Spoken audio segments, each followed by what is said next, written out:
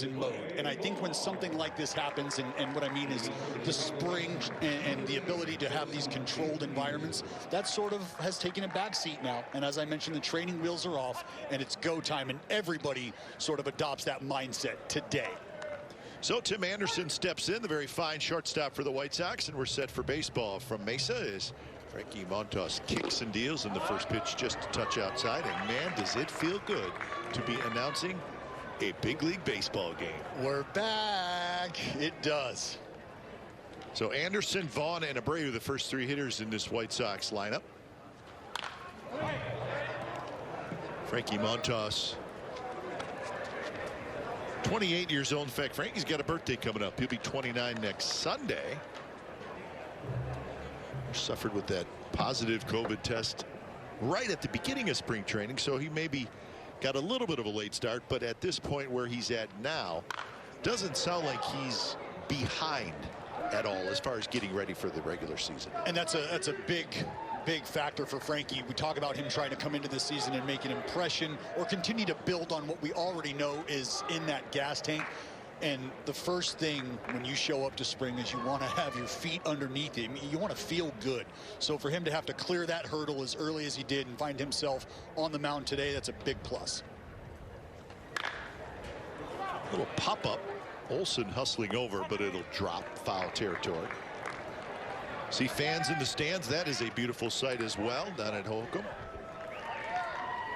Guess it's a A's being allowed to have a little less than 2,000 in the ballpark for each game, and boy, is that nice to see. Oh, and you know the fans there are taking advantage. Yes, they are. And wearing their masks, which is a good thing. Good to see. Nasty pitch. Anderson strikes out, and that's how we open up the ball game, and that looked like the Frankie Montas splitter. Well, I tell you what, Kipe, I mean, that action probably has you scratching your head. But I'm not sure if this wasn't a boring down 97+ mile-an-hour fastball. And what we've seen from Frankie here early on, some quality angle on that heater coming into the strike zone. You saw that foul ball, Tim Anderson sort of sprayed off to the right side.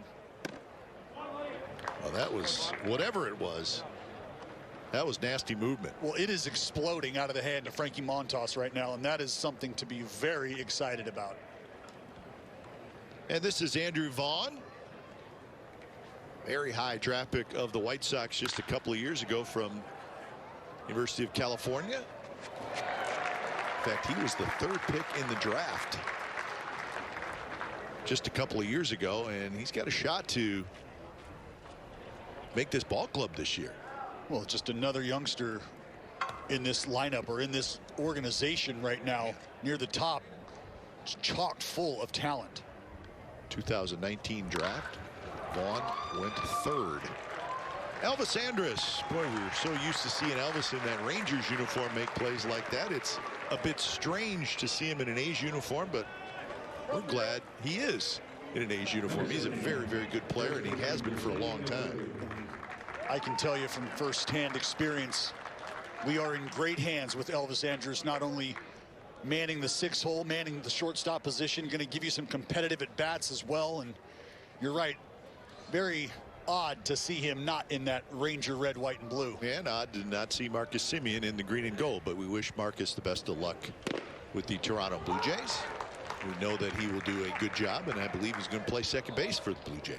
Well, I can tell you just from talking to some of the guys on that Blue Jays team, he is already making an impact not only on the field but in that clubhouse as well. It's something we all knew was going to happen. 0-1 to the American League MVP last year, Jose Abreu. And Kipe, right now what we're seeing out of Frankie Montas is get it and go. It must have been hungry because he is letting it eat right now early on.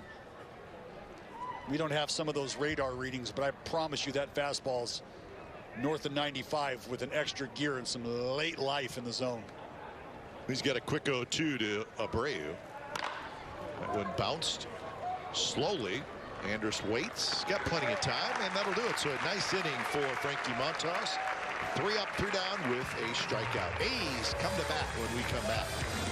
leadoff spot. Canna out left field. Jed Lowry's at second base. Good to see Jed back up green and gold.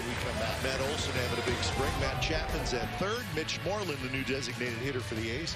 Then it's Piscotty in right. Elvis Andrus at short. Buddy Reed is in center, and Aramis Garcia is your catcher. They're going to be taking on the burly right-hander Lance Lynn. Lance Lynn in his final year of that 3-year, $30 million piece from the Chicago White Sox, making his third start of this spring. I tell you, Lance Lynn has done exactly for the White Sox what they had expected him to do. He's come over, he's competed, he's eaten the innings, done a phenomenal job helping out this young rotation. 0-1 to Mark Canna. And Lance Lynn came over in a trade from the Rangers, and White Sox gave up a couple of young pitchers, Dane Dunning and Avery Weems. Dunning may be in the Rangers rotation this year, but all in all, the White Sox needed one more quality starter, and they certainly got one, because Lynn is good. He is good. He's a big guy. 33 years old in his 10th year. Career record of 104 and 71. That's good. He's a competitor. Yeah. I mean, there's no question about it. I actually had the opportunity to sit down and talk to Lance a couple weeks ago, and was just kind of poking and prodding him a little bit, you know, about the White Sox and the pinstripes. And he had been in pinstripes before, and I told him, so Lance, those pinstripes, awfully slimming, huh? And just kind of poking at him, because he has gone through an evolution of sorts physically at times where he has slimmed down, and now he's sort of back to the Lance Lynn of old. And he had no problem saying, Dallas, let me tell you what, mass equals gas. Well, can't argue that with him.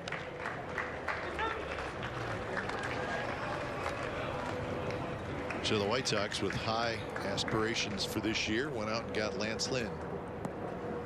Jed Lowry, it's like he never left. He will hit next, followed by Olson here in the first. Canna gets jammed a little bit, a little pop-up toward the right fielder. That's Nick Williams, who makes the catch. Let's take a look at the rest of the White Sox defense. You saw Williams. Eloy Jimenez is out in left field. Adam Engel in center, and then Williams in right. Moncada, Anderson, Mendick, and Abreu around the infield, with Zach Collins doing the catching. So most of the regulars for the White Sox. How about the White Sox new manager? You ever heard of him? Yes, we have. That's Tony La Russa taking over for the White Sox. So we wish Tony the best of luck in his new gig with Chicago. Lowry jumps on the first pitch and drives to right center field. Hit well, but comes up just a touch short as Engel gets back to make the catch. Well, it's good to see from Jed Lowry. Talk about a guy who's missed some time over the last few years, haven't been able to get on the field, some health reasons. Back here in Oakland with his feet underneath him, flashing a little bit of the pop, and that's going to tell you maybe that lower half is working its way back to a clean bill of health, able to get on that backside and drive the baseball. If you get a healthy Jed Lowry, boy, how much does that help your lineup? And you know, Kipe, it's really not even just about the health, knowing Jed and knowing what kind of impact he has in that clubhouse, because a lot of those guys will tell you it's just about the way Jed exists in the clubhouse. It's a conversation here about a mechanical approach in the cage, or a conversation there in the dugout about what the pitcher was trying to do to a hitter. And having Jed as that sounding board has been so valuable for this young group as we've watched them sort of come into their own. Jed has been a big part of that.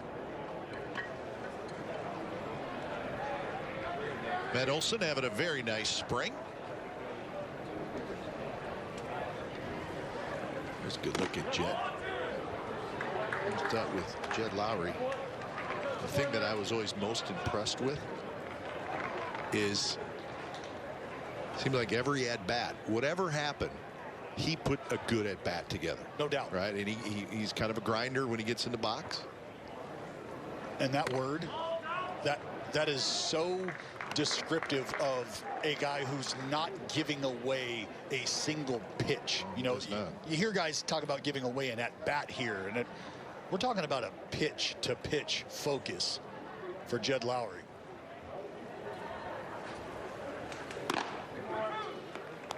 Three and two now to Matt Olson. Olson now 27 years old.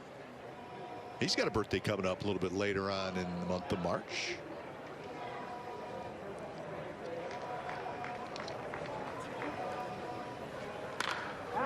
Kind of a strange year for Olson last year, because I know he said spring training started, hey, I did not have a good year last year. And you're going to look at his batting average, which says 195, but he was still a run producer, right? 14 homers, 42 RBIs. The RBIs were 10th in the league. So even though the batting average wasn't where he wanted and strikeout total probably wasn't where he wanted, still producing runs, and that is his job. Well, and the idea is coming up in certain situations where the opportunity to capitalize is there, and more times than not, maybe Matt Olson was able to do that in big situations, run scoring opportunities. And sure, you'd like to see a little bit better production, no doubt. He was the first one to tell us all what we already knew. But to know that he still had that in him, that gives you a great start to build on this year when you're putting that in your rearview mirror. Another 3-2, Lynn to Olson. And a 3-2 breaking ball. And I'll say this about Matt Olson. There's a bunch of guys across the league that this could be said for, but he was one of the first individuals I just circled and said 2020 did not count. And he's a guy who puts in a lot of work. He's a guy who gets in a routine, and maybe the inability to ever get comfortable can kind of affect guys. I think that might have been the case for Matty. And a swing and a miss. So Lynn with a high fastball, and Lance Lynn has a 3-up, 3-down first inning. No score after one. 59, just north of 59K. Just for one of them little Bitcoins. Boom, sweet. I like it. Line drive and a base hit center field by Yohan Moncada. So the White Sox have the first base runner in the game, and it's a single by Moncada. Well, Moncada's a guy that's been flirted around at the top of the lineup at times. Double leadoff action, but here, first batter of the inning. We talked about Montas pumping fastballs, comfortable with the heater coming out of the hand. Moncada's able to jump on one at the top of the zone and get the party started. Here's Eloy Jimenez. Big, strong left fielder for the White Sox. White Sox are loaded with young, talented players. I think they're going to be good for a while. Hard to imagine that they won't be. They had the good year last year, 35 and 25. All this young talent. And they went out and got Lance Lynn, Adam Eaton, and our old friend Liam Hendricks. That's pretty good 3 additions when you already have a very, very good team. So I think the White Sox are going to be around for a while as far as postseason. Well, and it was one of those clubs where maybe not a ton of noise in terms of volume of moves, but when you think about the quality of moves, yeah, right? That's exactly right. They didn't need a lot. They didn't need a lot. You're right. So they went out and got themselves a stopper in Liam Hendricks. Then they add the Stallion. Off the end of the bat, a line shot. Reed grabs it. So that one had a little knuckling action on it, but Reed grabs it. So that is out number 1 here in the second inning. Yeah, this is not an easy ball to track because this ball was stung. And this thing has got a little Wakefield action all the way out to Buddy Reed in center. 2 hands corral that thing. So that is out number 1. Buddy Reed in center field today. Love to see what we're seeing right now out of Buddy Reed. Young fella out there, the quarterback of the outfield, but he's talking about what sort of angles you're going to take. Foul ball here, coming off the bat here, wind blowing. Just that sort of communication from a young guy you like to see, because at times maybe it's a level of comfort that doesn't exist, that doesn't allow a guy to be vocal. And right here, these are the reps that matter, that allow you to get comfortable in how you're approaching the game and with teammates. This is the catcher, Zach Collins. There's the White Sox regular catcher, Yasmani Grandal. Very good veteran catcher. Collins in there today. Adam Engel will be next. We should have one final thought though on Liam Hendriks. We should say hello. He could be watching the game today. And he's one of our favorites, so we want to say hello to Liam and wish him the best of luck. That's right. And I believe he would agree with my statement that I made about Lance Lynn, about mass equaling gas. And because I feel like he's another guy that's got some in the tank. Yes, he does. That one is flared just over the head of a leaping Elvis Andrus, and that's a hit for Collins. 2-on-1. Not afraid to admit the bias in place, but I'm also asking folks just to think about the responsibility asked of Liam Hendriks specifically in that closer's role. Multiple times, 4+ outings for him, like just an absolute stopper in every sense of the word. Adam Engel, the center fielder, trying to get the White Sox on the board, but he falls behind 0-2 to Frankie Montas. Montas 21 pitches. As we said at the beginning of our show, we were told that Frankie's going to throw somewhere between 30 and 40 today. And again, the biggest thing, even though we're at a point in time, spring training, 9 innings mandated, if you find yourself in a tough spot here and you're not able to work through this for whatever reason, there would be times where you can, what we call, pin out. You get your ups and downs in and go off to the side and throw some more pitches. So a big strikeout as Engel chases a pitch down and away, and that is the second strikeout. Well, we've got a good look at the fastball from Frankie today. And once you get a handle on that, you start to spin some extracurriculars, and that's exactly what Engel got here. Good slider down and away. So 2 away. Nick Williams, the right fielder.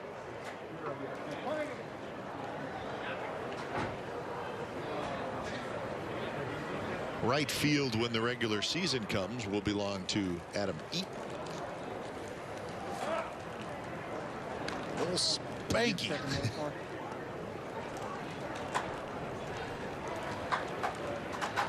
It's going to help out that outfield. You've got Eloy Jimenez in left. Robert, the 12-tool player, in center. Yeah, there's. Take those 2 guys right there. Sure. Throw Eaton in right. 1-0 to Williams, with Danny Mendick, the second baseman, hoping to hit this inning. Montas hoping to head back to the dugout. Good pitch, drops in first strike. 1-1 the count. We saw the pitch before. Frankie kind of flashed that smile.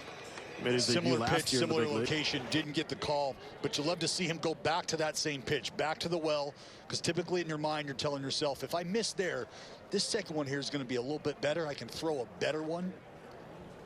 And that was what happened. In the air, left field. Canna's back. Canna grabs it. Surgery last year for Matt Chapman knocked him out on the 12th of September. And we didn't really hear a lot about the hip injury, and all of a sudden, boom, he's done, which tells you that that was something that was bothering him probably for a long time. For a very long time. And that's such a great point, Kai, because typically that stuff doesn't come just out of nowhere. You're trying to patchwork things together, trying to make it okay for him to get out there and be as good as he possibly can be without really putting himself in jeopardy. And unfortunately, as athletes, you have that mindset, and Chappie's no different. You probably got to be guarded from yourself at times. So to see him come back and make the play that he made, realistic, I mean, first play back, dives towards the line, pops up, makes a strong throw. It just kind of, he's back. And none of us were really. So I would guess that he's a happy young man. No question. With his health back. Chapman now 27 years old. He'll turn 28 on the 28th of April. So he has a birthday coming up. And I can promise you one of the toughest things for Chappie was to not be on the field watching his teammates, being a part of what he was a part of creating early on. 3-2 down to Chapman. Mitch Moreland will follow, and then Stephen Piscotty. This is a heck of a bat by Chappie here, watching him spit on a couple balls just outside. See Lance Lynn trying to take him out of the zone a little bit at a time, and Chapman's done a tremendous job of just spitting on it. Spoils a good pitch there. Lynn kept it down and away, and the count remains 3-2.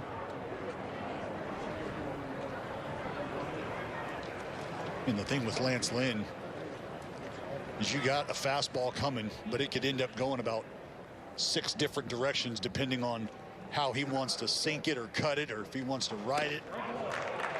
Came right at him with a fastball, and he gets his 2nd consecutive strikeout.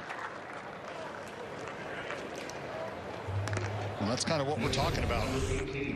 Just going to put a little bit of a wrinkle on it. Middle. Let's see how far. And again, just that slight manipulation of the baseball can make him unpredictable in terms of which way that ball is going to head, and by that time the decision-making window is closed. So 1 away, and here's the new designated hitter for the Athletics, Mitch Moreland. So Moreland signing a 1-year deal with the A's, taking over for Chris Davis. At least Moreland probably get most of the starts when a right-hander is on the mound. Well, you just good veteran hitter, no doubt. And looking up and down the lineup, you got the big fellow Ole there in bright red from the left side, and maybe not so much left-handed thump behind him. And now you plug in a guy like Mitch Moreland, and that's there. I think too, with somebody like Matt Olson, who you know is going to play absolutely every day if he's healthy, it may be nice to be able to DH him every once in a while. Sure. And Moreland is still a pretty good defensive first baseman as well. So on a day where Bob Melvin may say, hey, you know what, let's get Olson off his feet, let him hit 4 times DH, you can put Moreland at first, and he's not going to hurt you at all because he's still a well above average first baseman. Bob Melvin has 2 Gold Glove first basemen. Let's not forget, Mitchie Dubsack has a Gold Glove. That's right. So there's going to be those times where, as you said, Bob would love to get Ole a breather, or a half a day, if you will, at least. And you plug in a Gold Glove caliber defender and Mitch Moreland over at first base, you really don't feel like you're missing much. So 2 outs. Here's Stephen Piscotty.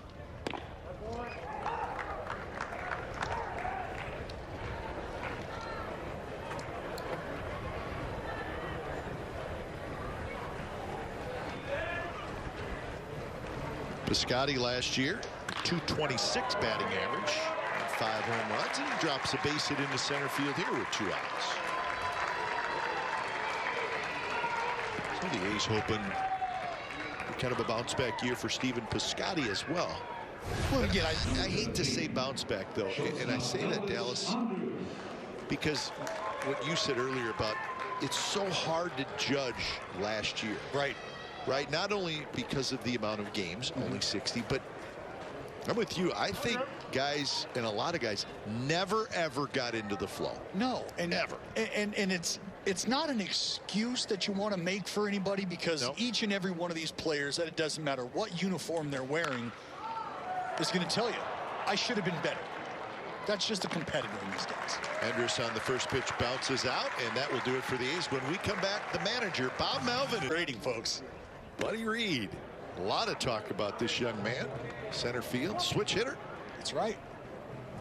Juice from both sides. We've seen the leather on display as well. He's had a big spring.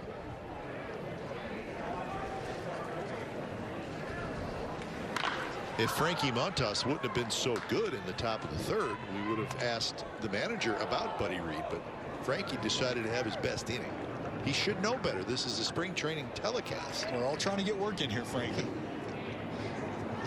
But yeah, Buddy Reed has been a good story. Frankie Montas, he's probably done for the afternoon.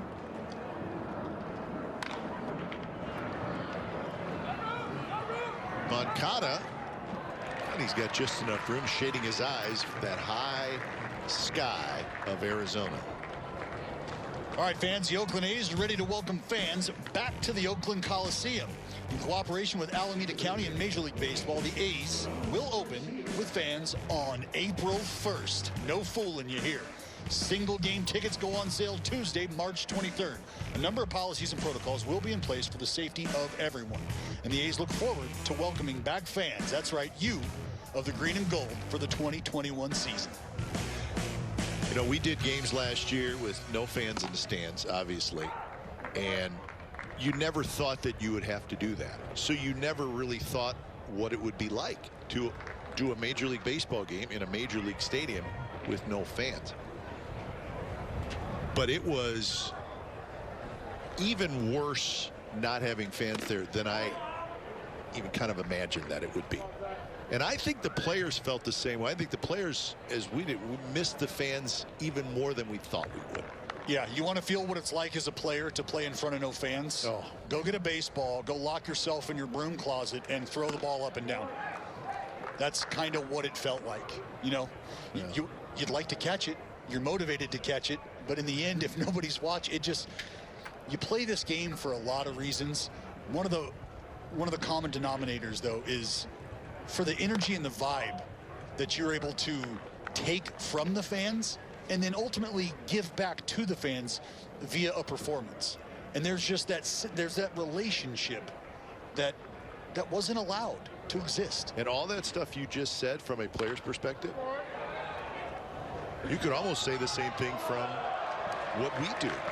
Where you really rely on the fans to pump you up a little bit at certain times. And I never thought I would miss it as much as I did, or how much the fans kind of carry you when it's the bottom of the 8th or the bottom of the 9th and there's a tight game. And if you're not, I mean, trust me, Kipe, I can't tell you. You think I didn't miss watching you take your shirt off and helicopter that thing around, get the fans going before the game like you do every day? I can't wait to do it opening night. It's going to be great. When you don't, I wouldn't know. Actually, great's probably not true. But we missed our fans. They're great, and they are going to be back on April 1st. We don't know how many. We don't have the capacity number, but man, is it going to be great. Well, it's more than last year, and that's all that matters. It's definitely going to be more than last year. So that is a big deal, and not only do we feel that way, but boy, the players even more so feel that way. No. So we're excited. Get your tickets. 3-2 to Erasmus Garcia, trying to win the backup catcher's job for the Athletics. And he takes strike 3 called on the inside corner. So a little paint job right there by Lance Lynn. Yeah, it turned Garcia into a window shopper here. It looks like he might have cut that on the front hip just a bit. Fastball started to come back over the black just enough to get the call. And Erasmus Garcia had all given up on it. So here's Canna. Boy, interesting stuff from the manager, though, about Mark Canna in the leadoff spot. Sounds like, at this point anyways, we're halfway through spring training, he may be leaning that way toward Mark Canna being the leadoff hitter. Well, if you can get the kind of at-bats that you typically get from Mark at the top of the lineup, you're thinking you're probably already 5 to 6 pitches or so into this starter's game with Mark Canna at the dish, and you're more than likely going to have yourself a base runner. And I think for a guy who had been told, look, I'm going to platoon you against lefties a while back, said, okay, let me just bludgeon right-handed pitching for a year and see what your thoughts are on that. He played himself into an everyday role, and now we're kicking around Mark Canna being a leadoff hitter in this lineup. And that right there kind of speaks to the progression that we've seen Mark go through as a hitter. 2-1 from Lance Lynn. Yeah, Canna last year a .387 on base percentage. The year before that, the full year of 2019, a .396 on base percentage. And this is a guy who's got a lot of pop. So you're not just getting the guy who gets on base a lot. Now you're sort of getting the more modern day leadoff hitter, guy who does get on base but also hits the ball to the ballpark. Interesting thought, and I think Canna could be very good in that leadoff spot. Well, and if a guy gets comfortable, that's the thing. If a guy gets comfortable, though he may not have been in that position before, that that can see a guy take off. Elvis Andrus could hit in that leadoff spot, I guess, but Bob also mentioned having Jed Lowry being able to hit in the second spot. Lowry's a guy who grinds at bats, as we said. So you lose Tommy La Stella, who may have been as good at grinding at bats as anybody, but these two guys, there's a lot of pressure on a starting pitcher when the first two guys you got to face in that lineup trying to wear you down, and then you have Olson and Chapman coming up after that. When you think about La Stella and what he meant to the lineup just by virtue of forcing the action on the defense. What did he punch out 12 times? 12 times as an Oakland. And that tells you, look, I'm putting this ball in play. I might be on base, but either way, I'm just not an out. I'm not an at bat that you can chalk up if you're a pitcher looking for your breathing hole in that lineup. It wasn't Tommy La Stella, and that's what you would love to have as a characteristic as a leadoff hitter. 3-2 to Canna. And Lynn misses badly outside, so there's the at bat we're talking about. A couple foul balls, works to 3-2, and ends up getting a 2-out walk, does Canna. Second baseman, With Jed Lowry coming behind him in that 2-hole, there's now a guy who a few years ago, Jed Lowry here with the Oakland A's, hit 1,000,000 doubles. So you think 2 outs, guy on first base. Some loud noise. Canna, pretty good athlete. Could be 1-0. So here is Lowry, who hit a deep fly ball to right center field his first at bat. Jed Lowry, now 36 years old. He's had a very nice career. The thing that stands out is the best years of his career happened in the uniform of the Oakland Athletics. I mean, his 2018 season was the best season of his career, and he was an all-star that year for the A's. Boy, just looking at it, 267, but he had 23 homers, 99 RBIs, and 37 doubles. He was sensational that year. All over. All over. And again, it can't be overstated the impact that Jed has had just in regards to a technical approach at the plate for a lot of the guys, for the Chapmans, for the Olsons, for the Penders that we talk about learning themselves and learning the game at a different level. Those are guys that all came through together, collectively had success, and then you drop a guy like Jed Lowry in their lap, and it's in higher education. The downside for Lowry is the last 2 years when he was with the Mets, he's played in a total of 9 games. So the upside to Lowry is, if healthy, I think he can still hit and he can still play. But the concern is he healthy and can he stay healthy? Because playing just 9 games over a 2-year period because you're hurt Right. at the age of 36, you're going to be a little concerned about that. There's an old saying, a body at work stays at work, a body at rest stays at rest. And unfortunately, if you're not out there working daily, sometimes those other muscles that are used to being recruited and fired, and they start to take days off. But being as professional as Jed is, understanding the opportunity he had ahead of himself to get back here and be healthy and contribute, he's focused on doing so. 3-2, 2 outs, so Canna will be on the move. He goes, and Lowry takes ball 4. So I think what you just saw from the last 2 at bats, Canna and Lowry, is exactly what we're talking about. Just real tough quality at bats that can frustrate a pitcher. And you saw Lynn get a little frustrated because he thought, how'd you not chase that pitch? Well, that's or it. Was it a strike? Kicking some dirt, little exhale, conversation with the backstop. Hey, what do we got going on here? Nothing, buddy. You just got battled a couple times back to back. Let's get back in this thing. You got 2 outs, but you have no easy task here with Matt Olson. And to your point, think about a ball game starting out like that. 2 quality ABs back to back, 1-2, and now you got the boppers coming. So Olson struck out in the first inning.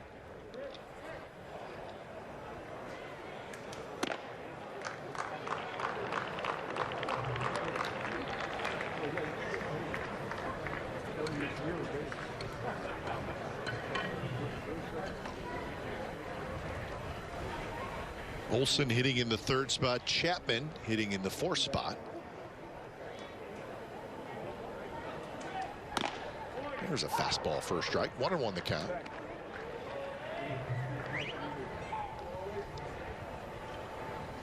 Jordan Weems getting loose, so looks like he is the next pitcher we will see for the Athletics.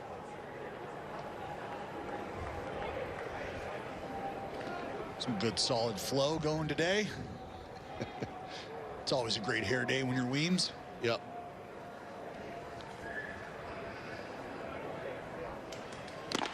Swing and miss. So the fastball coming right at Olsen. Well, if you're a guy like Lance Lynn, again, probably 3 or 4 different types of fastballs you like to employ. It's about getting a feel for what the ball's doing coming out of your hand, trying to locate maybe the cutter, as we saw earlier, front door to Ramos Garcia. Just trying to get a feel for the finish and the release point. Center field, playable. Engel looking up into the bright sky, and he makes the catch. Couple of 2-out walks, both stranded. That's Canna and Lowry, and we're on to the 4th inning. Weems. That was something that A's fans might have done when they got the news that Liam Hendriks would not be returning. You understand how valuable the bullpen and that group has been to the Oakland A's in the past.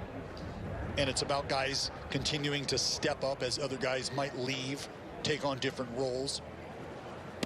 But the success of a bullpen is always about younger guys or guys who haven't had a ton of responsibility stepping up and filling those voids and becoming accountable for high leverage outs. 1-1 the count to Abreu, Moncado, and Jimenez to follow. So a very challenging inning for Jordan Weems as he faces really the heart of this good White Sox lineup.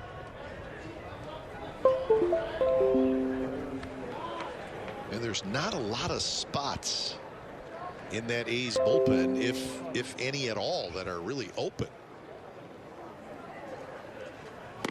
Well, that's why if you're Weems right now and you're looking at yourself working your way through, you know, kind of the meat and potatoes of this lineup here, getting a look at the AL MVP, you want to take advantage of these opportunities and show the skipper, hey, I am a guy that can get this job done right here, right now. I'll show you in spring, so you can let that phone ring come regular season. That one's hit center field, and it's hit well. Reed to the wall, Reed at the wall. He leaps, and he caught it. The Buddy Reed show continues in the desert.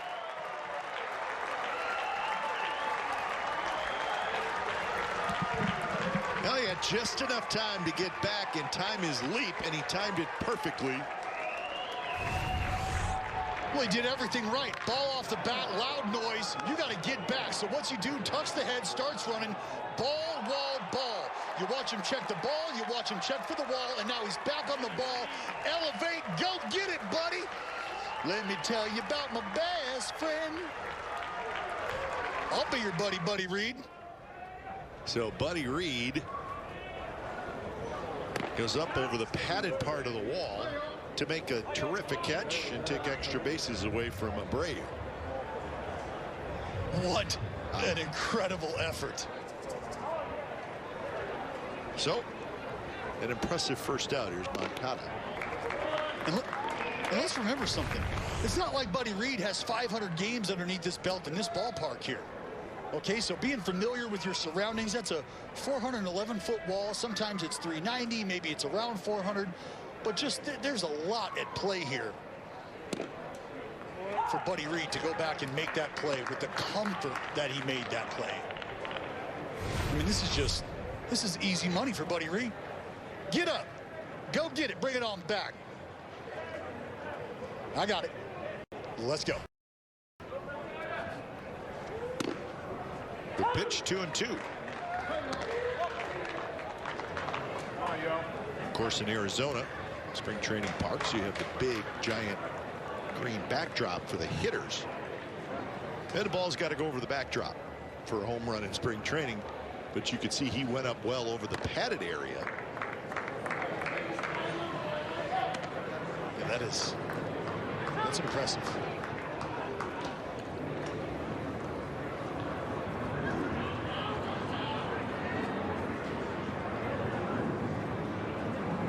So full count to Moncada, who lined a single in the second inning.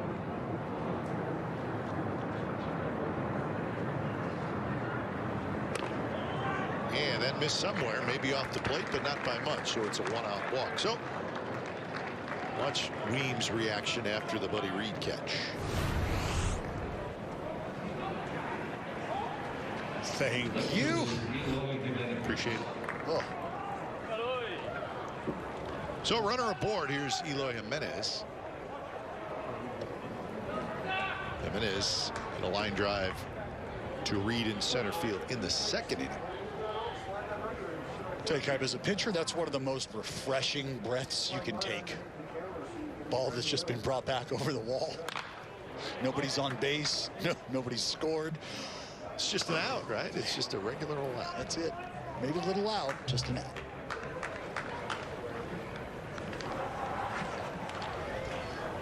Eloy Jimenez. He's 24 years old.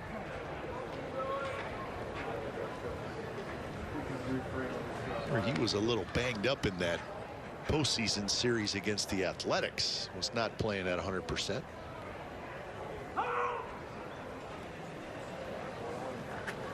I think it might have been a hamstring issue. Yeah, I believe you're right. Still had 14 home runs last year in 55 games, hit 296, so he had a pretty good year.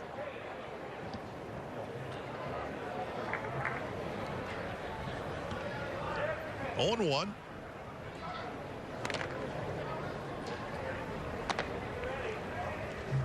For the Athletics, this is game number 14 of what is a 28-game exhibition schedule. So they are right at the halfway point.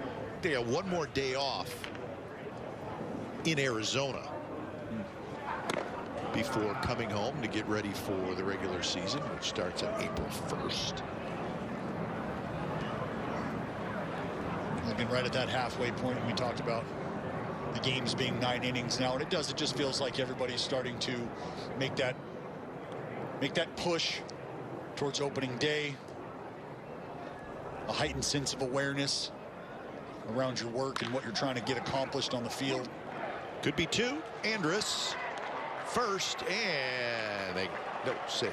And has beat it out. So the Andrus to Lowry double play combination could not quite turn the double play. Jimenez, for a very big guy, moving down the line pretty well, but the ball was not hit very hard either. You know, he can move. And really, Chad Huss and the staff there out in Arizona at Hogan have got this field looking plush. And that ball checked up just enough, and Elvis was able to get that force at second, but the athleticism and the slow roller allowed Eloy to make it to first safely. Here's Zach Collins, who had a base hit in the second inning. A's had a night game last night. But I think you start to, the last 7 or 8 years, you start to see more night games in spring training, and I think the players and I think the manager, they like that. Get you a little bit more ready for the regular season, where most of your games are night games. The A's played, I believe, the Reds last night. Anything you can do to get that clock going and get yourself closer and closer to what your schedule is going to be like, the body bounce back. So I know as a player I appreciated that when there were night games, especially if I was pitching in a night game, because that's just another opportunity to get closer to my normal routine. So all these things come into play, getting a team ready for spring training. It may not seem like a big deal, but day game after a night game. Matters. Yeah. Well, you think about that. Who does that impact? Probably impacts your everyday players, right? Are they in a spot where they can physically bounce back? And then also the bullpen. Maybe you've got guys who got work in the day before. And now that night game, day game turnaround, how do they respond physically? If you look at last night's lineup, obviously Laureano was in there. Chad Pinder was in there. So not a lot of the regulars, but you mix in a few of the regulars. Probably at this point in the season not going to ask him to come back and play today. But when you get real close to the season start in that last week, I know that's when guys would like to have night games, that last week. Well, that's when guys want to go. They want to be on the field. They want to be on the field every day. Their engines are revved and they're ready to roll. 2-2 the count to Zach Collins. Frankie Montas, 3 innings, 2 hits, no runs, no walks, 2 strikeouts. No walks. So he's got to be happy with that. We feel good about the ball coming out of the hand clean. Again, I haven't seen any of the velocities, but I got to believe that fastball's around 97 plus maybe, but with great angle. And those are just the little things that you're paying attention to. And remember, this is outing number 1 for Frankie. So to have the outing go as well as it did and be able to get the feedback from the baseball as well as the other team that he got back, that's a bonus as well. So all in all, a really good day for Frankie. 2-2. And that one is dropped into right field, and Collins has his second hit. 2 on, 2 out. Adam Engel will be the hitter. Well, you mentioned no Grandal today, but that's going to give this young fella, Mr. Collins, ample opportunity to show what he can do against not only a frontline starter in Montas, but going to get some horses coming out of that bullpen for the A's as well, and he's handled the bat pretty well. 2 of the 3 hits for the White Sox belong to Zach Collins. White Sox had 2 on and 1 out in the second. They have 2 on and 2 out here in the fourth.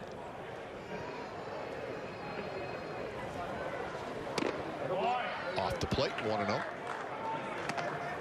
Is a little concern for the Athletics with Mike Fiers, who's got a little back issue. Obviously, he's a guy who's going to be in the rotation, but now that is in jeopardy. Will he be ready by opening day? And it sounds like it's becoming a significant question mark whether he will indeed be ready. So hopefully we get Mike Fiers back healthy and get him ready to go. So Buddy Reed with a terrific catch. He's been a highlight reel this spring training, and it just continues. Nice play, Buddy. Apprehension, question. That Elvis Andrus Chris Davis trade, which is a very significant trade really for both teams, that happened on the 6th of February. So now you're a week away from starting spring training, and then that deal happened, and then things started to kick in, and then the Rosenthal signing, Romo, you re-sign Yusmeiro Petit, you sign Moreland, you get Kolarek in the trade. So all that stuff happened in a short period of time, and it really put the roster where it needed to be. And you see a lot of the bullpen names there. So really what it comes down to, Dallas, is you replaced Hendricks, Soria, and really McFarland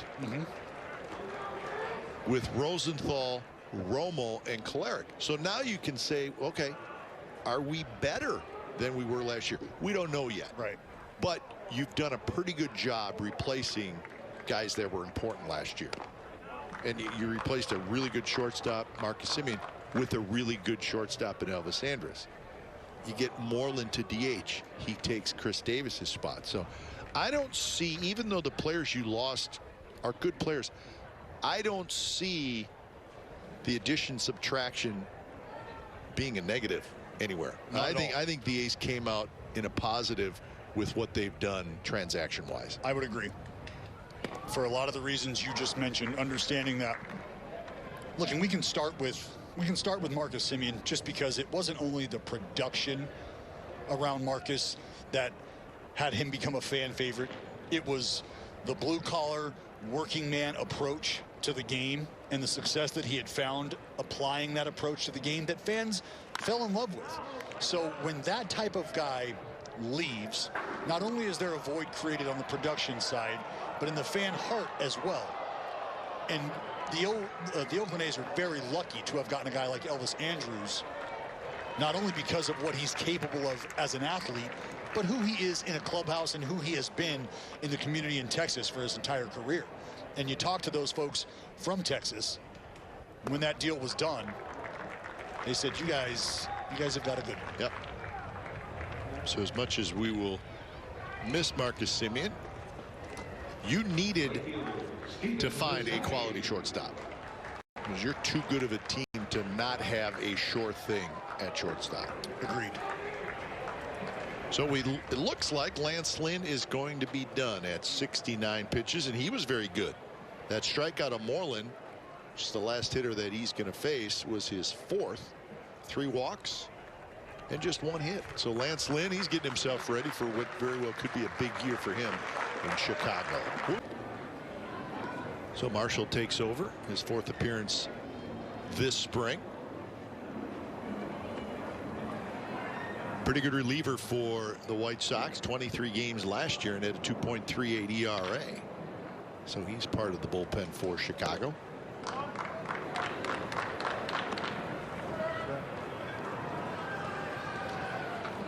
You just kind of think back to that wild card series between the A's and White Sox last year, wondering if the White Sox, watching Liam Hendriks do what he was capable of doing, not only from afar, but then seeing it up close and personal, maybe looking down at their bullpen and wondering, if we had something like that, what would we be capable of? No question. Marshall, a part of a group that may have been just a Liam Hendriks away or so in terms of being one of the more dominant bullpens in the game. And the White Sox last year, their closer Alex Colomé was really good. Yeah. Yes, right. Yes. But it's hard to not watch Liam Hendriks pitch, and just because he's so dominant. Right. Colomé's ERA was under 1. And the point, and they let him go and went out and got Hendriks. And the point that I'm making is, if you have that kind of guy there and you're thinking about, do I add something to him? Can we keep this guy in place and bring somebody along to complement him? How do we go about that? And that's why I say, just sort of watching Liam in the flesh, looking down there, if you're the White Sox, going, yeah, you know what? Sure. That looks good. Especially in the highest of pressure situations, a postseason series where you're asking a guy to get 6 outs or maybe even more. 9. Yeah. 3-2 now to Stephen Piscotty, with Elvis Andrus waiting in the on-deck circle.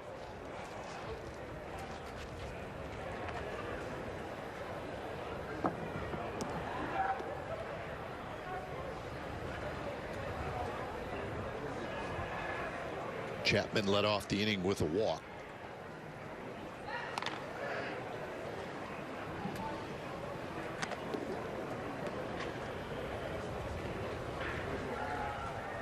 All right, so that's 1 throw over. He's got 2 left, 1 left. 1 left. Is it single A? Single A, low A, yep. Nasty breaking ball on 3-2, and that is where it's tough to be a hitter. It's just not what you're looking for. No, you got upper 90s boring in on your hands, down around towards your shins. And they snap off a dragon like that. Mid 80s with some hair on it. Good luck. Probably not fair. So 2 outs. Here's Andrus, who grounded out. Was to end the 2nd inning. Elvis Andrus is 32 years old, and he has been in the big leagues for 12 years. So that obviously tells you he got to the big leagues at a very, very young age. He was 20 years old back in 2009 when he got to the big leagues, and he didn't get there. He started that season, and he has been the Rangers' everyday shortstop every year since. Now he is with the Oakland Athletics. We're happy about that. It's Braden and Glenn Kuiper. Hope we're enjoying our telecast. Frankie Montas started the game today for the Athletics. He was very good. and we appreciate him stopping by. Frankie, 3 good innings, no runs, a couple of strikeouts. How did you feel? The numbers look pretty good. Just feels good to be out there and trying to compete, you know. Feels good to see fans in the stands and cheering for us. So that was pretty exciting. Well, man, it's got to be exciting. What I know was exciting for you was being back on the mound, facing somebody other than your own teammates. How does that feel? You got some great work in the backfield, but now you get to go against some fresh meat. How does that feel? It's always good. Get to budget. It's always good. Get that first one out in spring training. You know, get a feel for it. Facing an opposing team, that was good. Feel good. Body feels good. Arm feels good. Like I said, just feel good to be out there, man. So are you still at the point in spring training where you're working on stuff, working on specific pitches, or are you now getting to the point where, okay, I need to get myself ready to start this season in 2.5 weeks? Not really. I feel pretty good right now, especially because before I had COVID, I was running live BP, so I was pretty ready for that. So it didn't take me that much to get back in game shape, you know.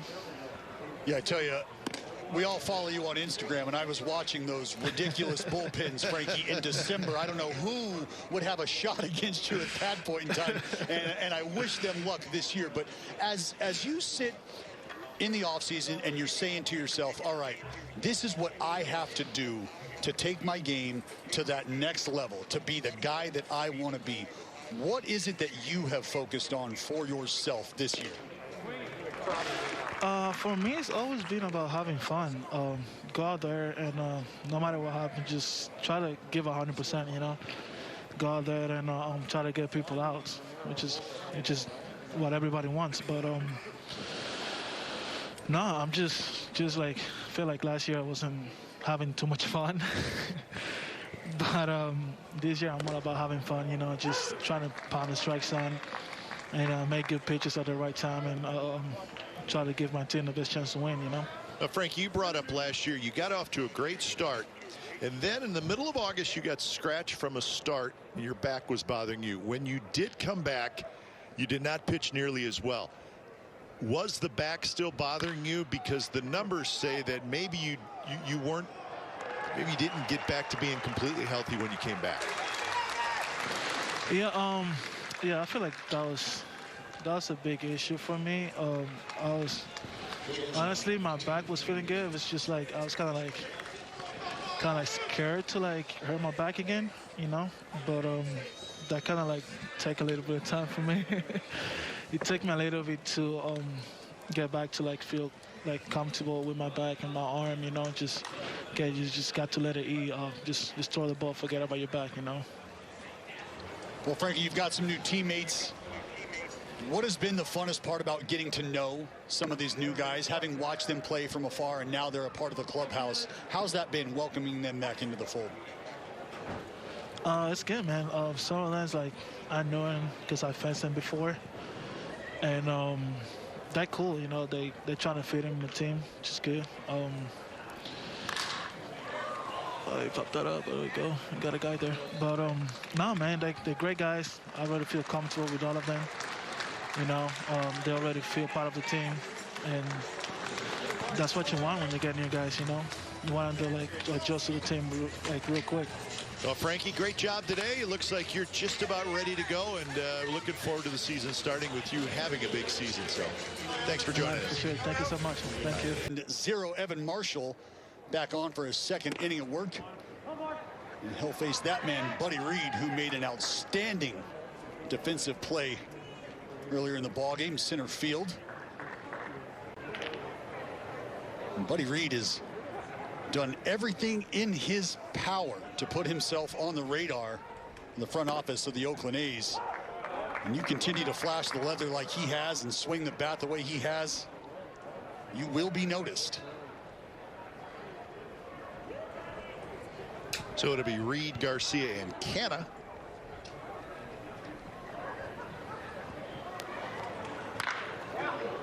ripped foul. This was the catch Buddy Reed made a couple of innings ago, and this is the stuff he's been doing really all spring training. It has. He's just been an eye-opener, not only on the defensive side, offensively as well, but this right here.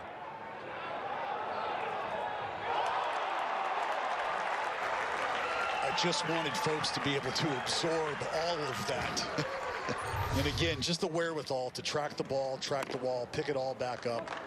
And you know, at times it's a guy who's swung the bat extremely well all spring, who might not have a home defensively that can play his way into consideration.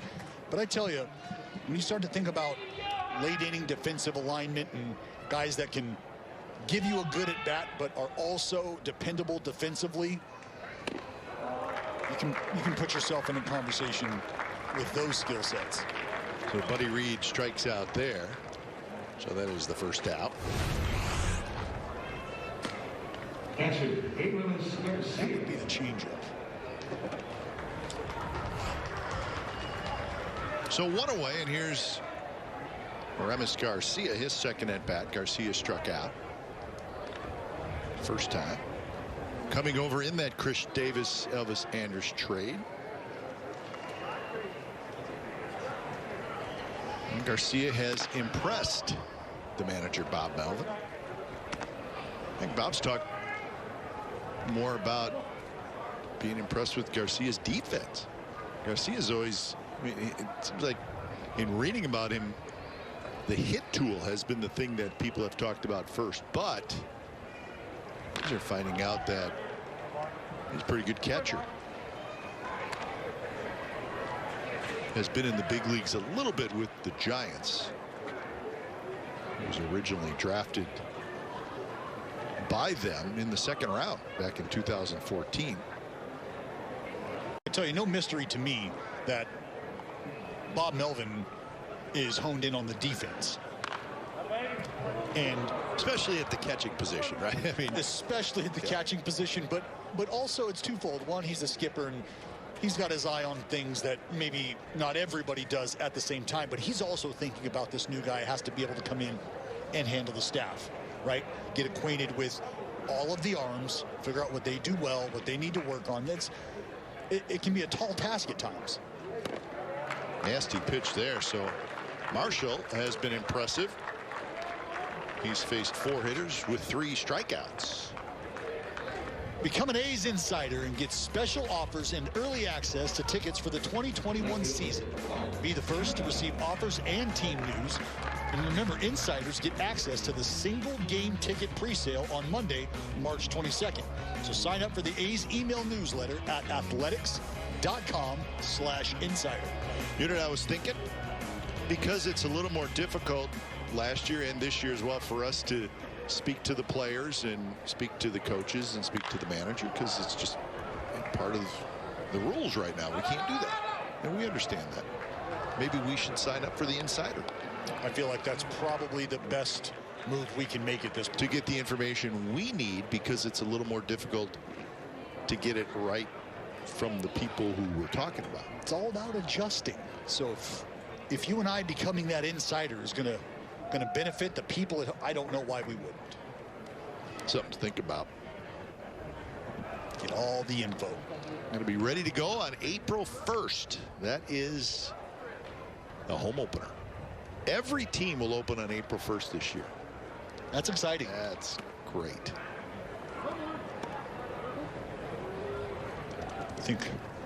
I think baseball fans collectively are still falling short in our attempt to make it a national holiday.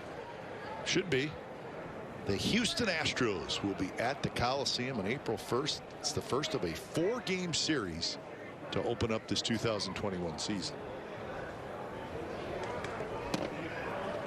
So if you've been holding back those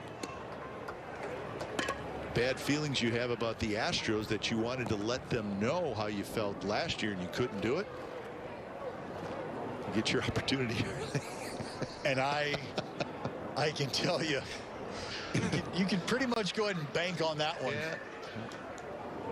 There's a lot of fans regardless of a 60-game season and a championship season, regardless of all of that, there's a lot of fans who still feel like they didn't get their money's worth. Well, you got to get your money's worth early on. You have 4, the opening homestand, you have 4 against the Astros and 3 against the Dodgers, the world champion Dodgers. How about that to start the season? 7 home games against those 2 teams. Well, hey, you want to figure out where you're at real early in the division? That's great. And then right after the Dodgers series, you go to Houston for 3. Wow. So your first 10 games, 7 against Houston, 3 against the Dodgers. There's a Dodger fan basking in the glow of a world championship.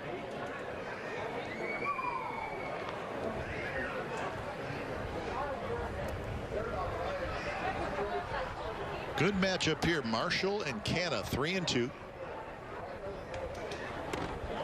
And Canna works the 3-2 count and then works the walk. So Canna has walked twice today.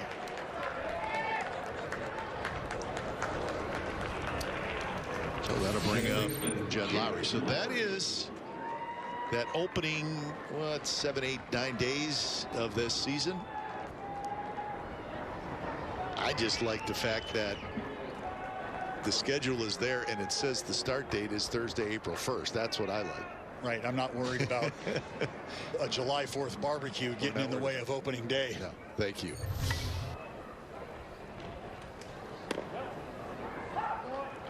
So April 1st can't get here soon enough. We do have one more exhibition telecast that we will bring to you, and that's on the 27th of March. Saturday the 27th. I believe it's the A's and the Rangers. So that'll be the final tune-up. That game, and then the A's and the Giants will play a couple of exhibition games. Usually those games are played up here. The Babe Ruth series, they will not be played up here. They will actually be played down in Arizona. And I got to tell you, one of my favorite series that I looked forward to as a player, just because there's not a ton on the line, right? It's still spring training. These are still exhibition games. But I was just a player who really, the fan vibe and the fan energy really resonated with me, and it felt like, you know, early on, both fan bases were getting an opportunity to kind of break out their claws and get after it a little. And I enjoyed the environments. Yeah, and really, that's what you would want a couple days before the start of the regular season. That's it. So Marshall ends up striking out 4 in an inning and 2/3. So we are Trevino, the 29-year-old right-hander, big part of the A's bullpen the last 3 years. 20 appearances last year, 3.86 ERA. And if you look at the career of Lou Trevino, Dallas, of course, his first year, 2018, he was lights out. Took a significant step backwards in 2019, really struggled. Last year, I thought he got close to coming back, maybe not quite as dominant as he was in 18, but much better. And there was some significant improvement from what was that 19 season where he really struggled. Well, yeah, and I think when you look back at the 18 season, you know, between he and Blake Trinan, who was an all-star that year as well, that was a chunky workload for not only Blake but for Lou as well. And we're talking about multiple innings that he would go out and get outs, and he was as dominant as you could hope for. And I do think there is something to be said for a heavy workload early on and then trying to replicate that. And it's not about the lack of physical ability. It's about the demand you place on yourself, knowing you've had this kind of success. Why would I not be able to go out and duplicate that? And when you don't have that early run of success, you start to question things. And you start to snowball. And I think that's kind of what happened. But to your point, starting to line it back up. Good fastball there. A little elevated fastball, and gets it by the youngster Andrew Vaughn. So 1 away, and that'll bring Jose Abreu. We like it when fans keep score. Of course, that's Scott Emerson, and Scott could be keeping score. How's Emo doing? He's doing great. I texted back and forth with him a couple times a couple weeks ago. Seemed like he was doing all right. Well, he's just a guy you can fire off a text at 3:47 a.m. and you're probably going to get a response back with 2 paragraphs of pitching and sequence, and I love every minute of it. There he is. We call him Emo. Scott Emerson. One of the best. One of the best.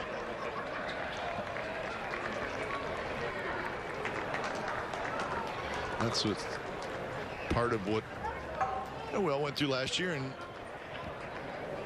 the first part of this year, we as broadcasters for road games probably will not be traveling, and we didn't last year, and we understand the reasons why, and we're okay with that. But you do miss your conversations with the players. But I find it's almost easier to talk to the coaches about things, because you don't want to bother the players a lot. Right. And the coaches are such great guys. Well, they are. They're that. And you can talk to them before the game. You can talk to them after the game. You can, you get a lot of information from those guys. Well, you got to think, they're grinding their axe for 3 hours plus at a time each day, each night. And when it's all said and done and you're away from the field, you could use a sounding board. Sure. You got to let some stuff out. You'd like to talk about things, and that really helps, I think, create a culture. And look, you and I are about as far away from the baseball field as 2 people could possibly be. We are impacting nothing that these tremendous athletes are doing.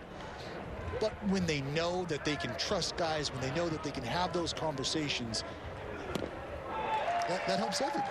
Good fastball by Lou Trevino. So he just struck out Jose Abreu, who is 0 for 3 today. And the location of this pitch specifically, that's a 2-seamer, down and away, brought back. Very tough pitch for Abreu to even get to, let alone pull the trigger on and square up. When you factor in velocity and movement from Sweet Lou, ain't happening. 2 outs for Moncada.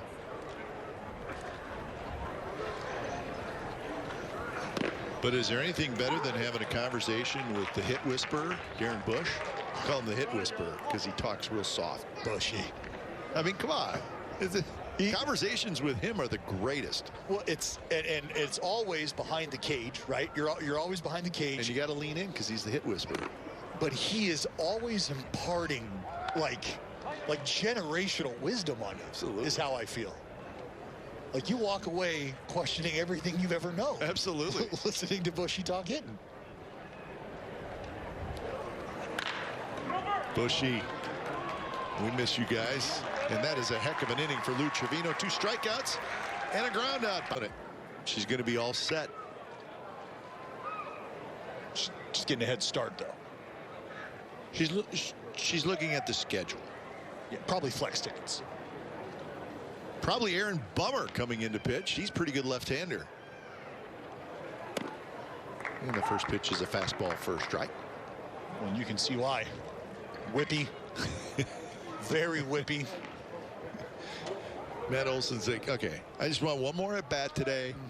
And then they bring in Bummer. Didn't need the lefty. Yeah. 95. Didn't need that.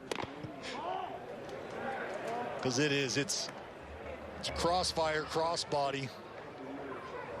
A lot of wrist and elbow coming at you. Well, he pitched a couple times in that wild card series against the Athletics.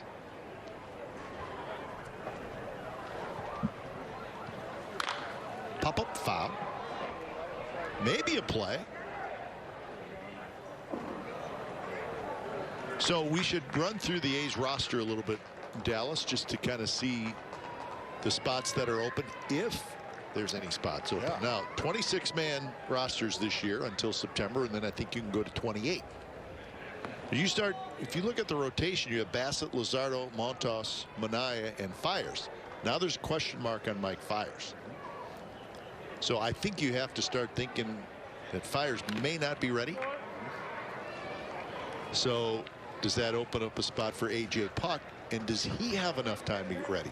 Right. Is it an A.J. Puck? Is it a Dalton Jeffries? Is it a Dalton Jeffries, who is being built up? Yes, is on point as far as pitching in turn, getting enough work in.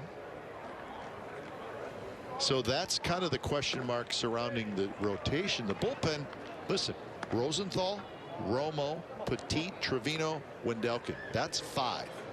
Diekman and Kolarek is 7. So now you're thinking probably one spot. Maybe. Is that one spot Puck?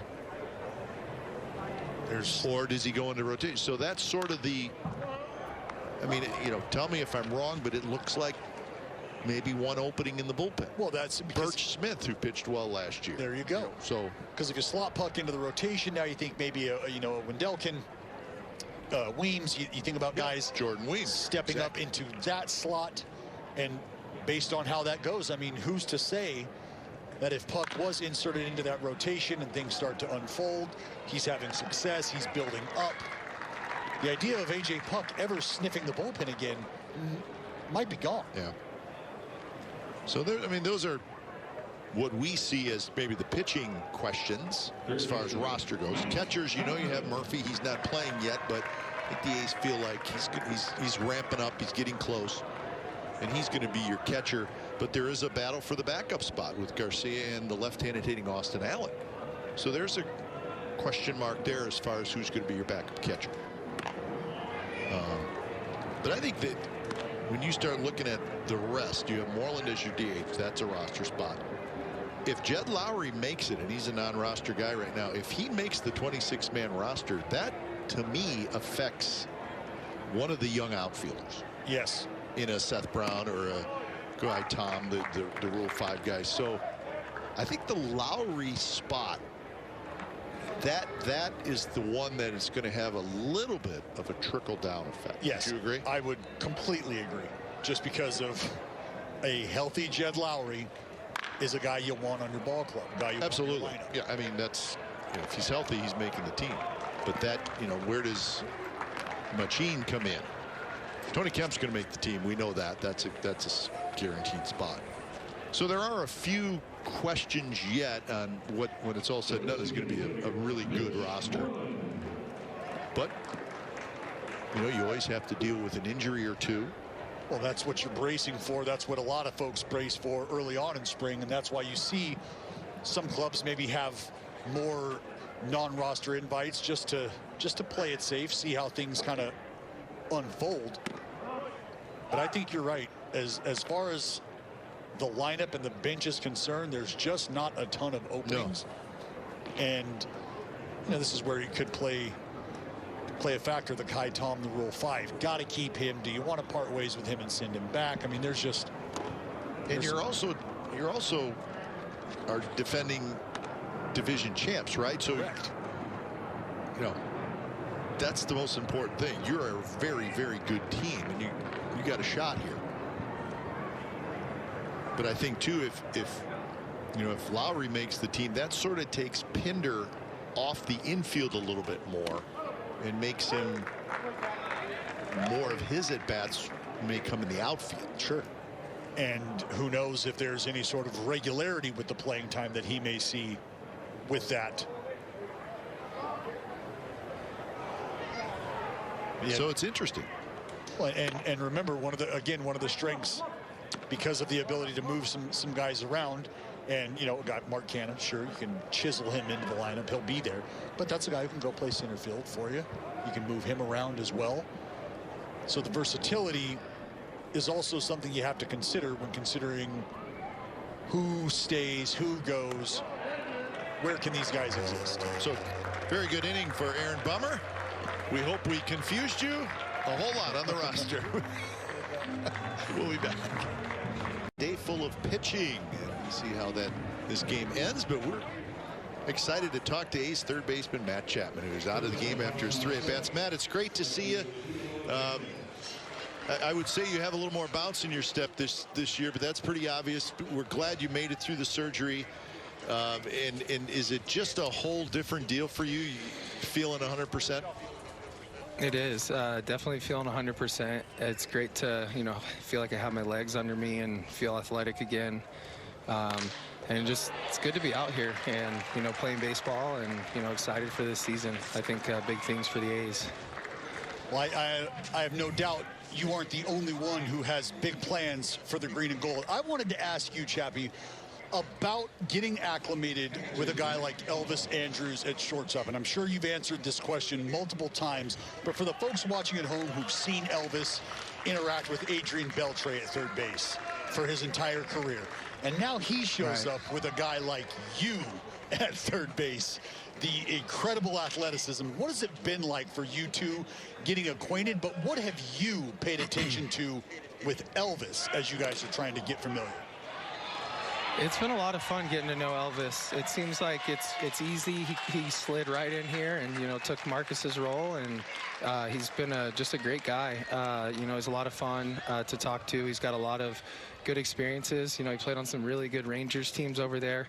Obviously played with Beltre, so it's nice to have a guy that has a lot of baseball awareness, a lot of baseball IQ, and it's been pretty easy getting to know him. And we've been a lot of talking on the field, just kind of picking each other's brains, where we play, how we like to play, and different situations, what we would do. So I feel like we already have like a good feel of each other, and I know it'll just get better as the season goes along. Obviously he's played with Beltre and played with a lot of athletic guys, so it's been a lot of fun, and we're having fun over there.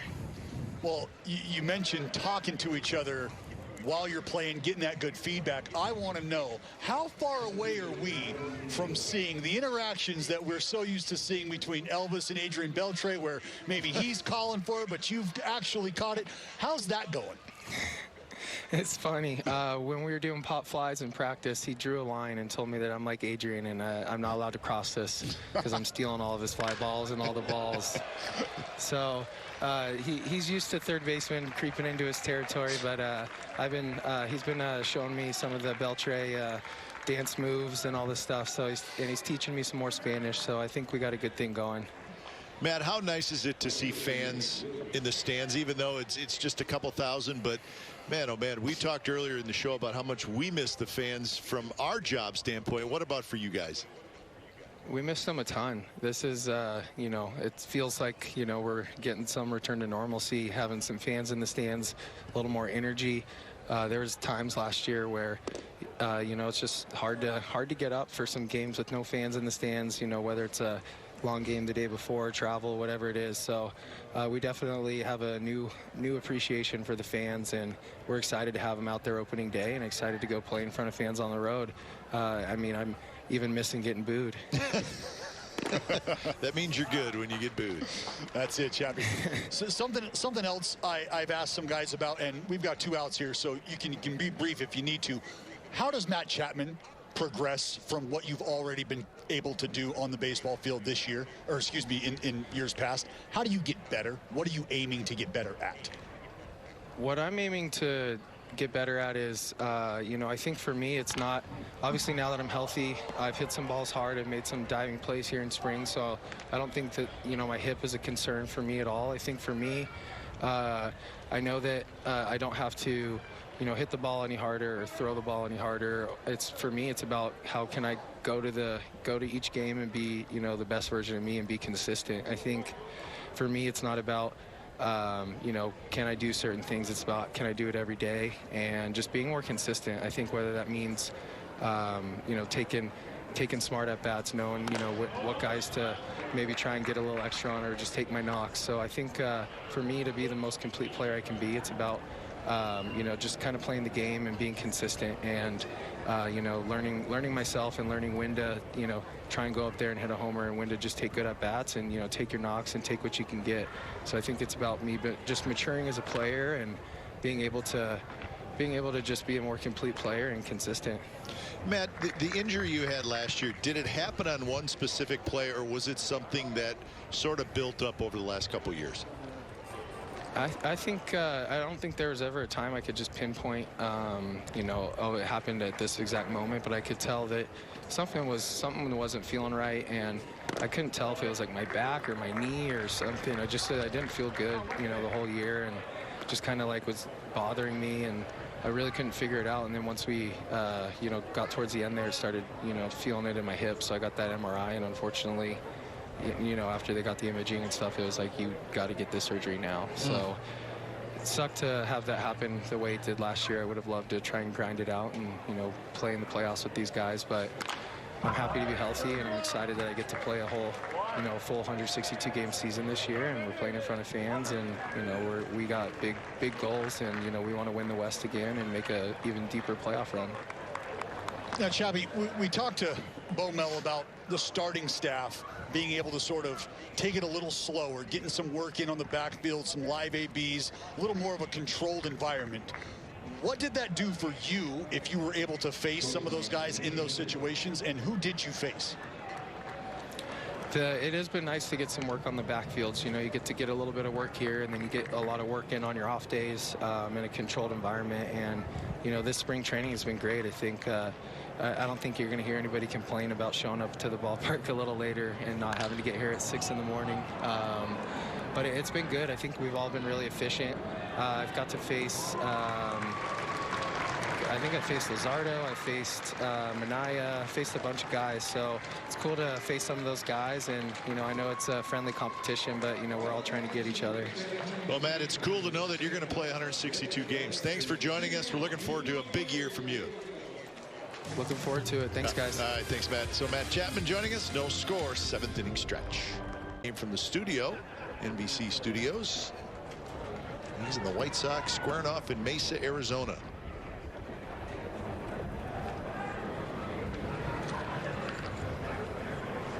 For the Athletics, been in Mesa since 2015. Boy, that was a big deal when they made the move to Hohokam Park. Mesa, it's their 7th year there already. It does seem like it's been, for me, it feels like it happened just yesterday. Yeah, I know. It seems like a couple of years ago, but they've been there for quite a while already, and they've turned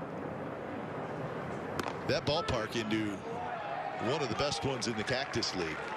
The Cubs were in Mesa for a long time, but the A's took it over and kind of redid it, and it's a terrific place to watch a spring training game. I mean, it is a lot of fun, special place, good atmosphere. What more do you want for spring training? Not much. Not much. So 1 out here in the 7th as Piscotty strikes out. This is Luis Barrera.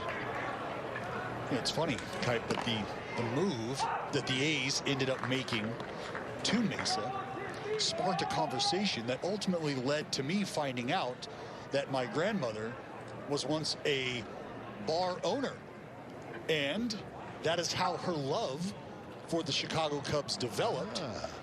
They owned a bar in Mesa where the Cubs, longtime Cubs were there, and so just over the years of folks trickling in and out in conversations, that's sort of how the love for the Chicago Cubs was cultivated for my grandmother, ultimately coming to a head in 2016, where I was able to douse her with a bottle of champagne that brought a smile to my face. But yeah, Mesa, a little special place in our heart. Foul back by Luis Barrera, the 25-year-old outfielder from the Dominican Republic, one of the top prospects for the Athletics. Well, I can remember going to see a Cubs game. I don't remember who they were playing in Hohokam, and this was a long time ago. This was in the 90s, and you know, watching Harry Carey walk up to the old press box, it was like a sight. I mean, people just grabbing for him, like.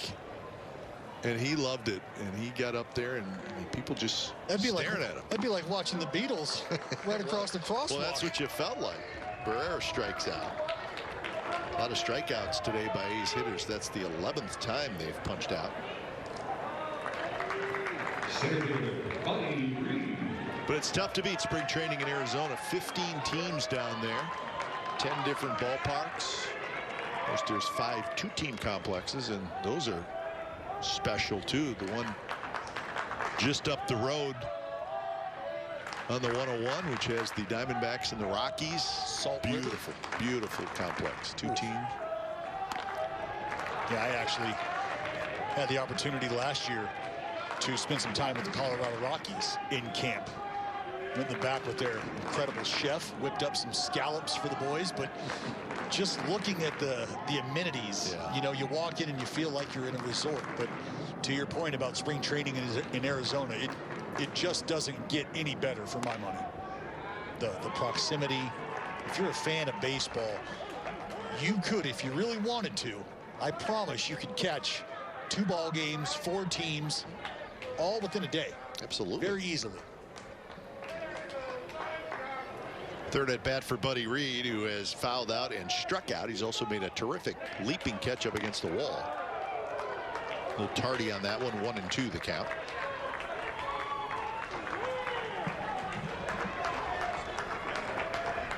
And just kind of watching Buddy swing here a little bit from both the left and right side previous times. Looks like he might be a little longer from the left side, just a touch.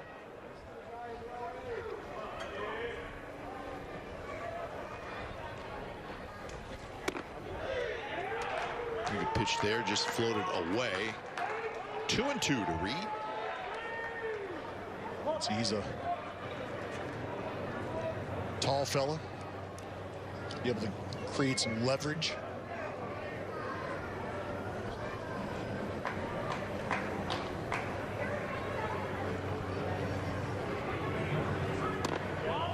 And a close pitch. Good take by Reed, so he's worked the count to 3-2.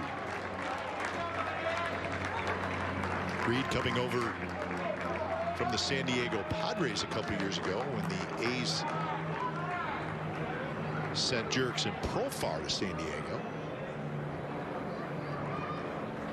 Profar has become an important part of the Padres ball club. He re-signed with San Diego. High fastball, and Reed chased it. So he strikes out for the 2nd time, and the A's have struck out 4 consecutive times. 8th inning coming up. Thing that you guys have been sitting on for a while. Has the volatility of the market played a factor in that? Ultimately, what led you guys to thinking right here, right now, this is the great time to give our fans this option?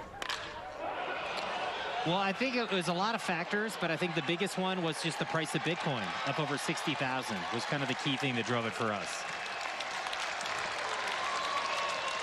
Well, it's I mean, so basically being able to like have it as the same price as $64,000 to buy it in cash. So like those things were basically the same. We said, look, let's just put 1 Bitcoin as the price and make this thing happen. And how long have you sort of been kicking this idea around? Well, actually, back in the earthquakes back in 2011, we actually accepted Bitcoin for hot dogs there. So this isn't the first time I've done this. And so the beauty of that was I actually bought some Bitcoin myself back at that time, which was a good investment that I didn't know anything about. So yes, we've done it one other time. It was very popular in Silicon Valley. I think it's becoming more mainstream right now. And I think it's a great way to offer a lot of options for our fans and really, you know, make cryptocurrency more mainstream.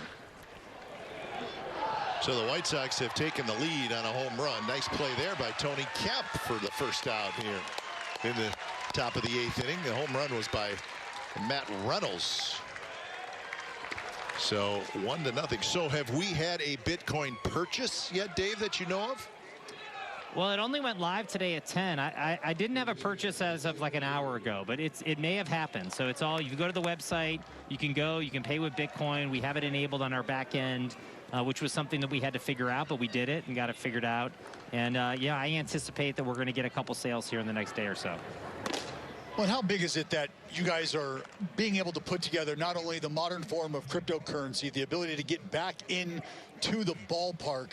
What have you figured out as far as giving to the fans in terms of options and opportunities has been the best course of action, whether it be through Bitcoin or other opportunities at the ballpark? Where would you rank the ability to involve crypto into a ballpark experience?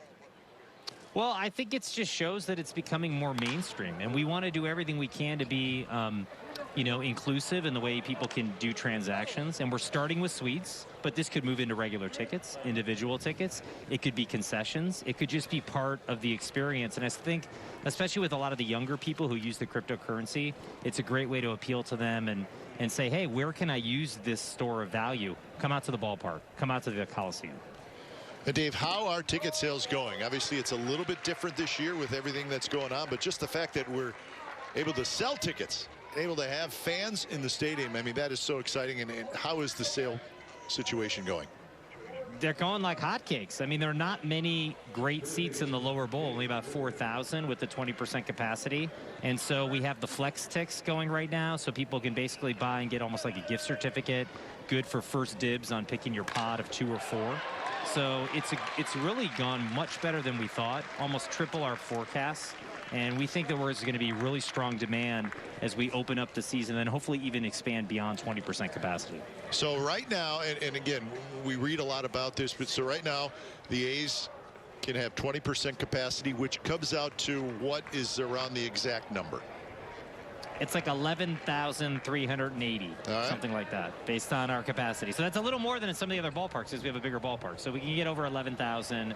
And, obviously for us, it's going to be great to have fans in the ballpark. The energy that they bring, it's going to be a great home field advantage for our players and our team. And if it even just starts with that many, we'll be excited, and hopefully we'll grow from there. So what has to happen for the A's to go to 33% capacity? It's really about the different tiers. Okay. We're starting in red right now. As we move into yellow, you guys probably see it on the evening news on NBC News, or obviously into yellow. It's going to be important that each stage we can add capacity. Gotcha. And, I think that would be something we can get all the way to 66%. And then hopefully at some point to a green tier, which is just back to normal. And I think you heard that from the Biden administration and from Dr. Fauci this weekend, that by 4th of July, there's a good chance we can be back to some kind of new sense of normal, which would be great. And now with that being said, quickly, you have anything up your sleeve for the fans? And if I know you do. You don't have to fully disclose. But do you have anything waiting? We're going to have some experiences. It's been a long time since we've had fans there. We're going to welcome them back. They're going to have a great experience. It's going to be memorable in many ways.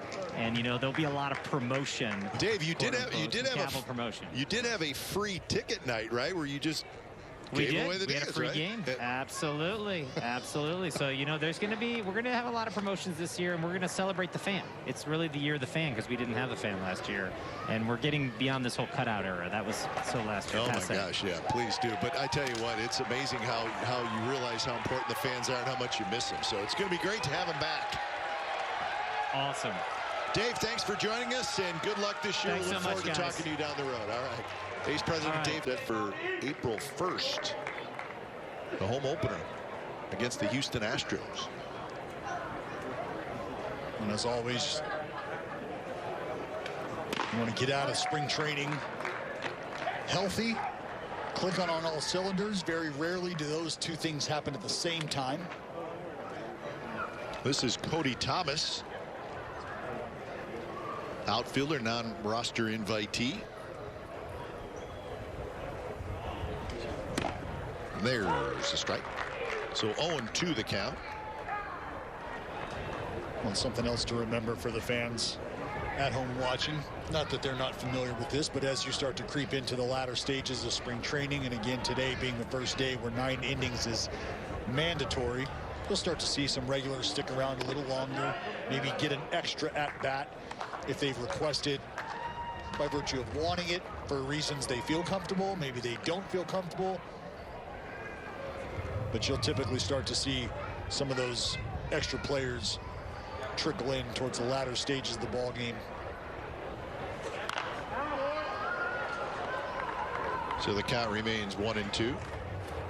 Jose Abreu, last year's American League MVP, he could easily be in an automobile right now heading out of Mesa, heading back to the White Sox complex. But today could be one of those days where he may have said, you know what, I need to go 9. Yeah. And that's something that these guys, they know.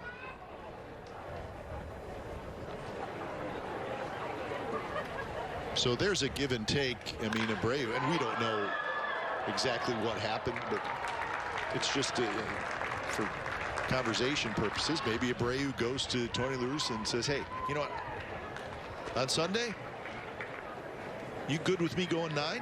Tony's going to say, absolutely. Yeah, because he's probably saying, hey, look, Skip. So that is the kind of give and take you may have in spring training? You're absolutely correct. That is exactly what we're talking about. And again, and you think about Tony, first year back in, it's not his first year on a ball field. The guy has got a pretty good feel for how this goes.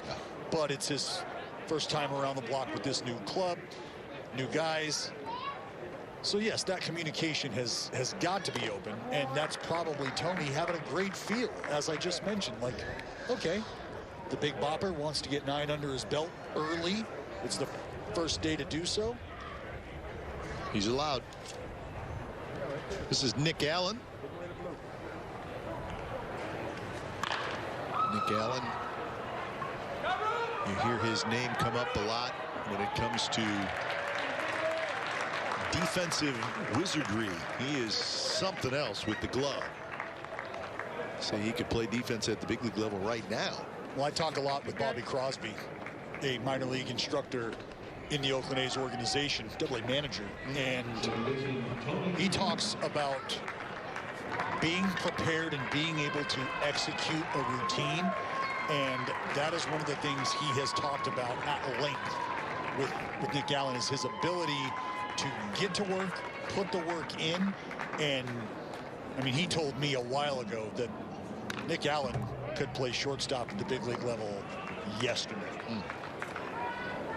And I think obvious question that ensues is, how far away is the bat? How far away is he from being a viable option offensively as well? Because you don't just want to bring along a young kid with that kind of talent and ability in that position without the ability to defend himself or produce at the plate. Nick Allen, 72 games at Stockton in 2019. So that's the highest level he has played. Of course, last year, nobody played in the minor. Right. This is Tony Kemp, his first at bat. Good pitch there, 1-2 to Kemp. 4 hits, 10 at bats for Kemp so far this spring. He's got a roster spot locked up. Remember Tony Kemp, when he was with the Astros, he played some outfield. Yeah. Have not seen him in the outfield with the Athletics. Maybe once or twice. I don't recall off the top of my head that he's played in the outfield, but Well, they've got options. He has the ability to do that. Sure. And I think that's a testament to the depth of the roster, where you're not asking Tony Kemp, who's more than capable of getting that done. Hey, Tony, can you go grab that 12.5-inch glove you got as well? Don't need to. Nope. So full count to Kemp.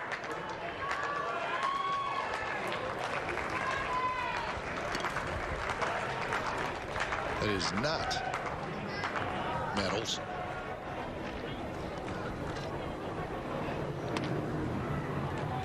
Looks like Jacob Wilson.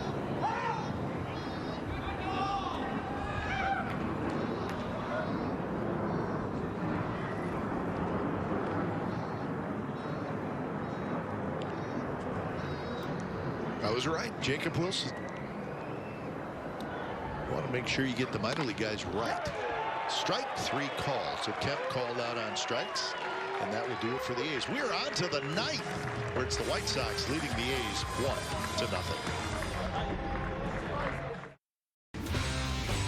1-0. With the different hats. Tough to beat the gold pullover, though, from the 70s. Tough to beat. It is such a quality thread. That's what it's all about right there. So you think about it. Is there a better way to spend your day as a youngster at the ballpark, watching big leaguers get after it? You getting a little work in on the burn as well? I mean, talk about 2 birds, 1 stone.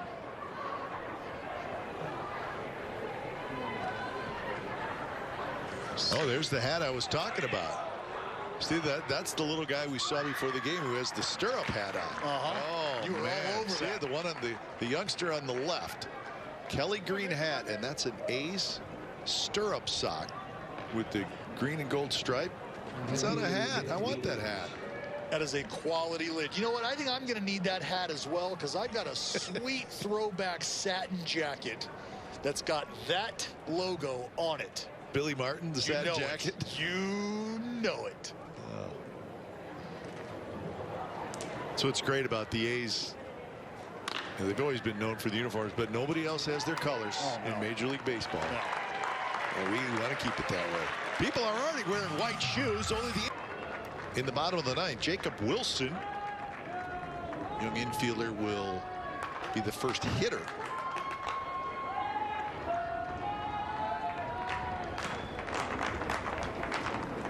See if he can get aboard. First pitch of ball. A's need some base runners. They have not had a lot. They've had just one hit, and it was a 2-out single by Piscotty in the second inning.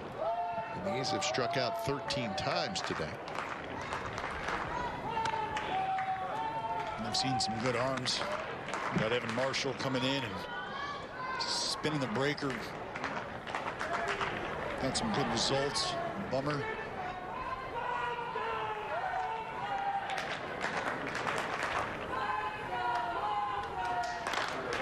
Pop up.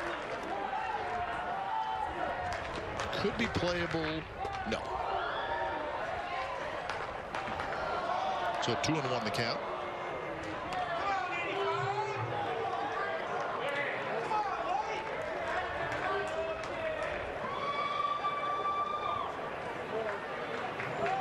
White Sox on the other hand have 7 hits.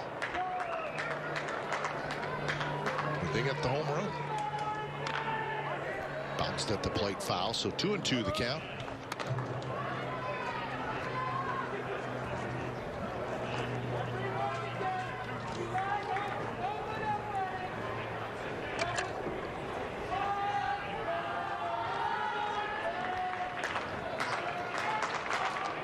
Here's Matt Reynolds, and that's the guy who hit the home run. And the reason why the White Sox lead 1-0, and that's a nasty breaking ball. And that is out number 1 here in the bottom of the ninth. Well, he's got some good angle on the fastball, does Ruiz. Back that up with the power breaker here. Clips the black away. Just no shot for Wilson.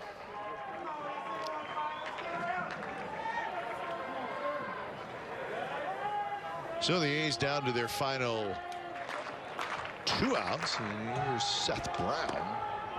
A little bit high with the breaking ball, so Seth Brown gets his first at bat. Trying to run into one.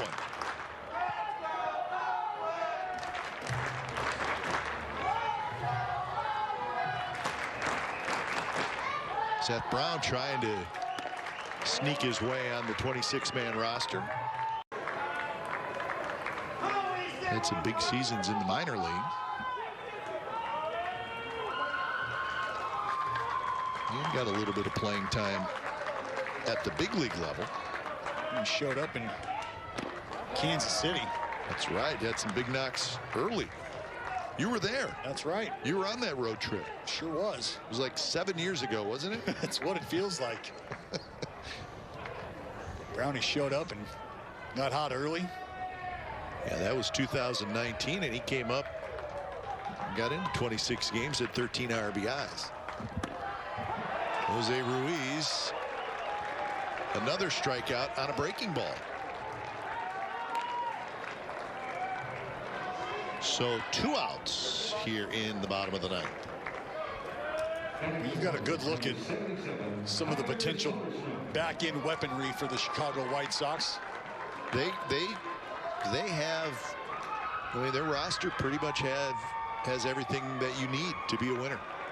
And again, I hate to beat a dead horse, but that's why it made me feel like them sort of sitting and watching the game unfold. Let them know we get a stopper, we're going to be all right. So that was Tyler Soderstrom, who came in and went after the first pitch and ripped a base hit to left field. So Soderstrom, the A's #1 draft pick last year. So that's exciting for him. And we'd love to see him get the opportunity to make some noise. Ruiz back to that breaker here. Soderstrom stays inside, punches it to left. It's a fellow 209er. So easy, huh? Rip at the first pitch. How about that day? It's your late inning AB, knock. No need to run. Sky Bolt is the hitter. That's Logan Davidson. Speaking of #1 picks, he was the A's #1 pick 2 years ago. So he is pinch running for Soderstrom.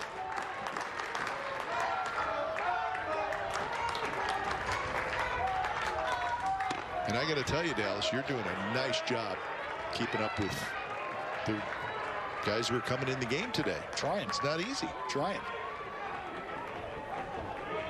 It's really not easy when you're not there. A lot of moving parts. I mean, there's this thing that if you're there, they're called binoculars, and the game roster. There's just a lot. There's little things that are, you can do when you're there. The fact that we're 800 miles away doesn't help any. We are more than up for the challenge. Yes, we are.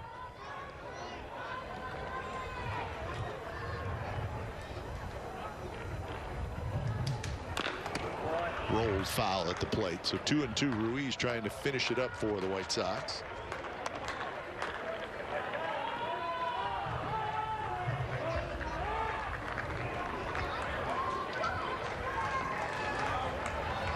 Just 2 hits for the A's today.